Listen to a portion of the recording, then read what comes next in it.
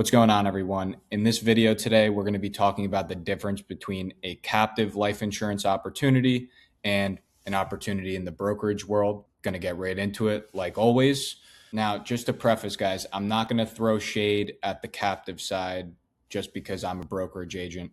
I'm not going to do that. There's people that make money in both sides of the industry.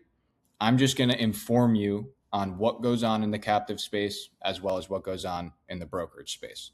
And then you decide which would work better for you.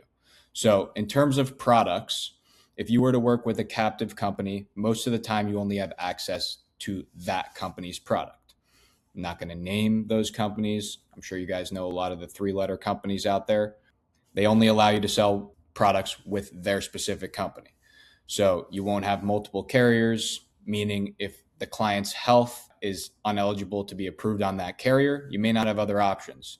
So you're limited in that sense. As a broker, you have access to multiple different companies. So once again, based on your client's age and health, you'd be able to put them in the best position most of the time because you have so many options, and some carriers will decline certain medical conditions. So by having more, you're able to put your client in the best position, I believe. Now, with leads, if you're at a captive agency, most of the time they're going to be provided to you by the company.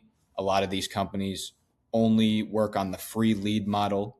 Sometimes they don't even allow you to buy your own leads at a higher commission level, which is how you make more money in this business, by owning everything yourself, right? As a brokerage agent, you can do whatever you want. You can find your leads yourself. You can hire a marketing guy. You can use the resources that we give you. And we also can provide free leads to you at a lower commission level. But at the end of the day, you make that decision yourself, which is how it should be. So when it comes to support and training at a captive agency, most of the time you're going to be trained by someone that was hired to do the training. They have specific people to do this. They aren't necessarily people that are still selling the product on a day-to-day basis, which to me, isn't someone that I necessarily want to be trained by. When I joined the industry, I was getting trained by someone that was in the day-to-day. I was able to see them dialing, see them overcome objections. So it gave me a lot of good insight.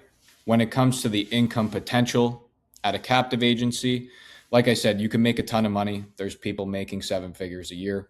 It's definitely out there. So not saying that you can't do it, but you are capped in a sense, because what we'll get into next is that you aren't fully vested. You don't own your book of business. So if you want to sell one day, you can't really do so, as well as you're only limited to the product provided by the carrier or the products provided by the carrier. You don't have multiple carriers to sell with. As a brokerage agent, you're a 1099 contractor. So you're contracted with all these different carriers, and you're pretty much like an affiliate salesman for these multi-billion-dollar companies. So to move right into the last thing, business ownership, something that I think is the most important out of all of these points we've touched on. You're going to be fully vested as a brokerage agent from day one, which means that you own everything. You own your leads, book of business, you own the residuals, everything. It's yours. Your agents, if you want to take all your agents with you and move to another spot, you can do that. They are, they're yours. You built the business yourself. So with a captive agency, if you want to do that, you can't. They'll take everything from you. I know many people who have been in that situation who have built a great career in the captive space over like 6 months to a year.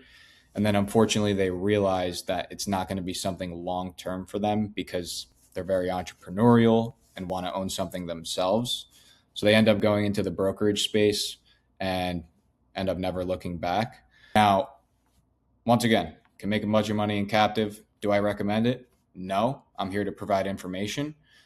So you look at, what I've shown you guys in the video today and make the decision yourself on whether captive or being an independent broker is the best option for you. But that's really it. I'll see you guys tomorrow with another video.